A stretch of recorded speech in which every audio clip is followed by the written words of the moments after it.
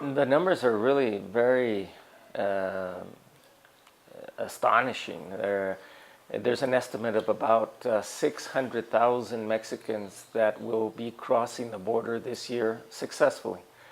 That's not attempted border crossings. That's the number of people that are getting across and starting a period of residency in the United States and increasingly in Canada as well, either short-term, mid-term, or long-term. And the interesting contradictory effect of the increased border measures, security measures, enforcement measures, is that really it's stopping a flow that was circulatory in the past. And now more and more people are staying in the United States. There are estimates. I just recently saw an estimate from the Mexican government that says over 80% of the people that leave Mexico do not come back. Do not come back, I don't know if that's ever, but certainly for a fairly long period of time. And this reinforces that idea that the increased security measures along the U.S. border, U.S.-Mexico border, are cutting off what was a circular flow. This is also, this migratory pattern is having very adverse effects on the indigenous communities in Mexico. When NAFTA went into effect January 1st, 1994, which by the way we believe is one of the main reasons for the huge increase in out-migration from Mexico. But when it went into effect, it coincided with the Zapatista uprising in Chiapas, same day.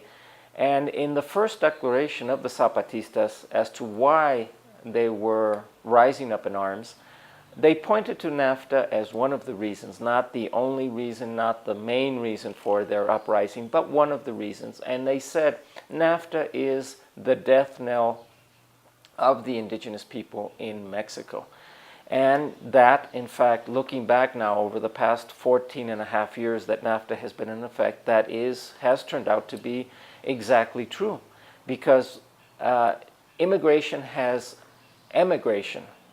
from Mexico to the United States has increased 300% in the past 15 years. And everybody, all sectors, have shown increased out-migration, whether this be the young people, women, children, the elderly, everybody's on the move. All of those sectors of the population have picked up and moved in increasing numbers. But what is the sector that is migrating the most is the sector of young people, 15 to about 35 years of age. This is the sector with the most out-migration.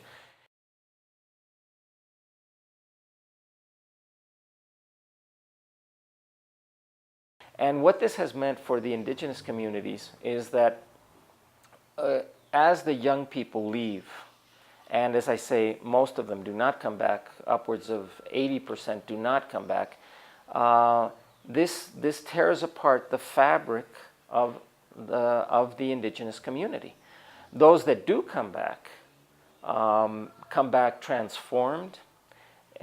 Most of the time they do not want to participate in the traditional rituals of the indigenous community. They don't want to take up the traditional posts. Many times they are now ill at ease speaking their indigenous language.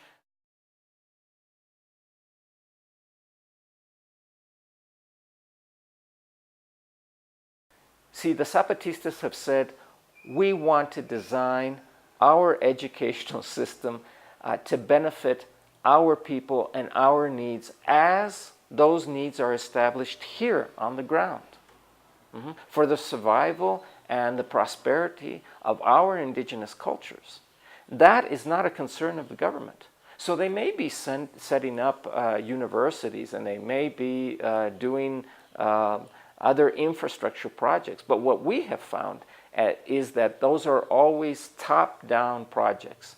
that are designed in Mexico City and designed with the needs of the elites in mind.